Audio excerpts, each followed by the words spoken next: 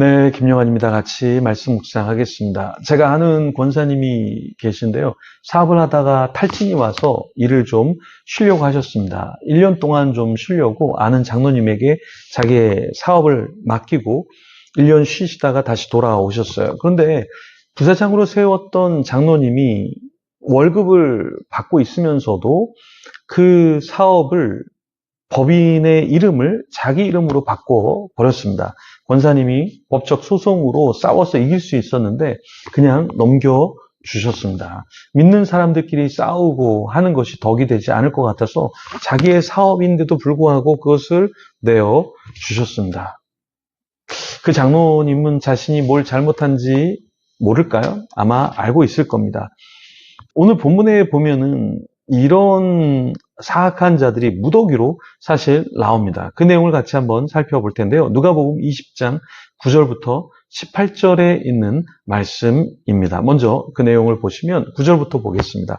그가 또 이 비유로 백성에게 말씀하시기 시작하시니라. 한 사람이 포도원을 만들어 농부들에게 새로 주고 타국에 가서 오래 있다가 때가 이름에 포도원 소출 얼마를 바치게 하려고 한 종을 농부들에게 보내니 농부들이 종을 몹시 때리고 거저 보내었거늘 다시 다른 종을 보내니 그도 몹시 때리고 능욕하고 거저 보내었거늘 다시 세 번째 종을 보내니 이 종도 상하게 하고 내쫓은지라. 포도원 주인이 이르되 어찌할까 내 사랑하는 아들을 보내리니 그들이 혹 그는 존대하리라 하였더니 농부들이 그를 보고 서로 의논하여 이르되 이는 상속자니 죽이고 그 유산을 우리의 것으로 만들자 하고 포도원 밖에 내쫓아 죽였느니라. 그런즉 포도원 주인이 이 사람들을 어떻게 하겠느냐. 와서 그 농부들을 진멸하고 포도원을 다른 사람에게 주리라 하시니 사람들이 듣고 이르되 그렇게 되지 말지어다 하거늘 그들을 보시며 이르시되 그러면 기록된 바 건축자들의 버린 돌이 모퉁이의 머릿돌이 되었느니라 함이 어찜이냐. 무릇 이 돌들 위에 떨어지는 자는 깨어지겠고 이 돌이 사람 위에 떨어지면 그를 가루로 만들어 흩으리라 하시니라. 예수님은 이 비유를 통해서 무엇을 말씀하고자 하셨을까요?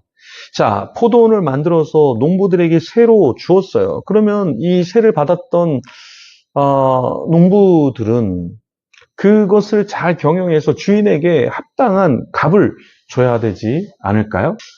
그런데 이 사람들은 우리가 생각하는 것처럼 그렇게 착한 사람들이 아니었습니다. 타국에 간 그 주인에게 어떤 새를 바치는 것이 아니라 자기들이 다 가지려고 주인이 보냈던 사람들을 때리고 심지어는 아들까지 보내면 말을 듣겠지 했는데 그 아들도 죽였다라는 것이죠.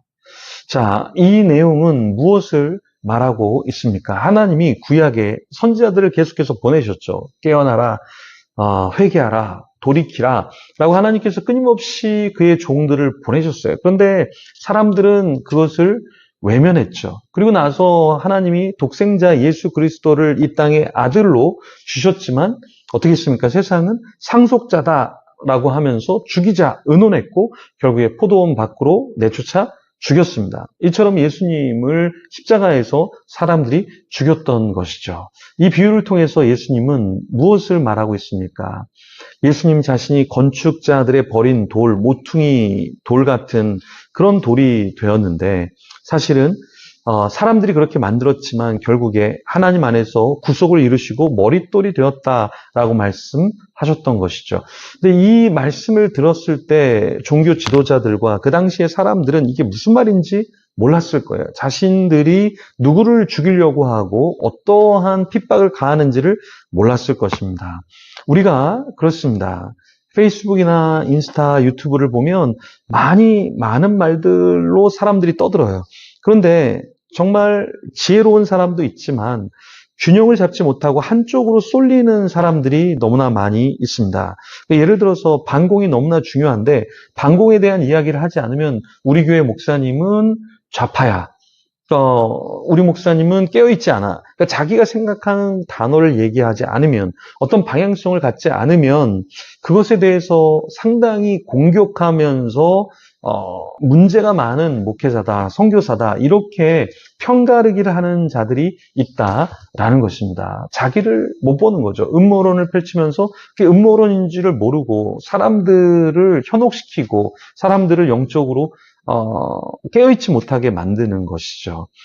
이러한 시대에 우리가 살고 있습니다. 예수님 당시 혹은 그 구약에도 그랬지만 21세기에 여전히 깨어있지 못하고 방향을 잡지 못하고 사는 사람들이 너무나 많다라는 것입니다.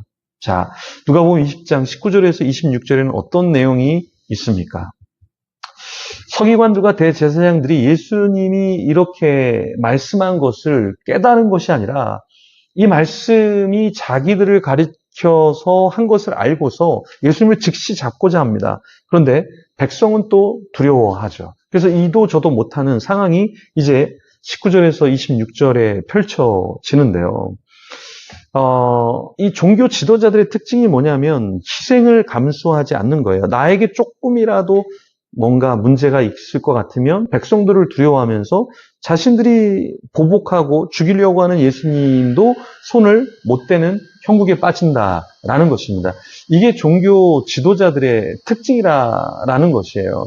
여러분, 우리도 주를 위해서 만약에 죽으려고 하면 뒤를 돌아보는 것이 아니라 옆을 돌아보는 것이 아니라 그냥 죽어야지 하고 나 자신을 던져야 되는데 사람들 눈치 보고 시대적인 상황 보면서 어떤 섬김을 꾸준히 감당할 수 있겠습니까? 때로는 몸이 아파도 감당해야 되고요. 사람들이 조롱해도 내가 가야 할 길을 우리는 가야 한다라는 것입니다. 예수님은 머릿돌이셨지만 모퉁이 돌로서 이 땅에서 취급을 받았죠. 우리도 마찬가지입니다. 내가 어떠한 사역을 할 때, 내가 어떤 주님께서 주신 감동에 따라서 살아갈 때 사람들은 손가락질해요. 야, 그렇게 해갖고 되겠냐?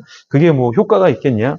근데 그런 소리가 있더라도 우리의 중심을 보시는 그 주님을 바라보면서 묵묵히 나가야 합니다. 물론 22절에서 말하는 것처럼 가이사에게 바칠 것은 가이사에게 주고 주님께 드려야 할 것은 주님께 드리면서 지혜롭게 균형을 잡으면서 우리가 주님이 주신 길을 가야 될 줄 믿습니다. 기도하겠습니다. 주님 감사합니다. 때로 나 자신을 받아들이지 않는 사람 때문에, 이해하지 못하는 사람 때문에 낭망합니다. 그런데 구약에서부터 선지자들을 죽였고 예수님이 이 땅에 오셨지만 알지 못하고 종교 지도자들은 십자가에 못 박았습니다. 오늘날도 역시 마찬가지로 우리가 주의 길을 가려고 하지만, 주님을 기쁘시게 하려고 하지만 그건 네가 기쁘게 하려고, 너 자신을 기쁘게 하려고, 너를 위한 이익을 위해서 하는 거야 라고 사람들이 말하고, 그 말을 들으면 내가 그런가 하고 좌절할 때도 있습니다. 그렇지만 좌절하는 것이 아니라, 낭망하는 것이 아니라 주님의 부르심, 주님을 위해서 이 땅에서 잠시 있는 나그네로 있는 이 기간 동안에 주를 위해 살아가는 자 되게 하여 주시옵소서. 감사합니다. 예수님 이름으로 기도합니다. 아멘. 계속해서 기도하며 주님 앞에 나가겠습니다.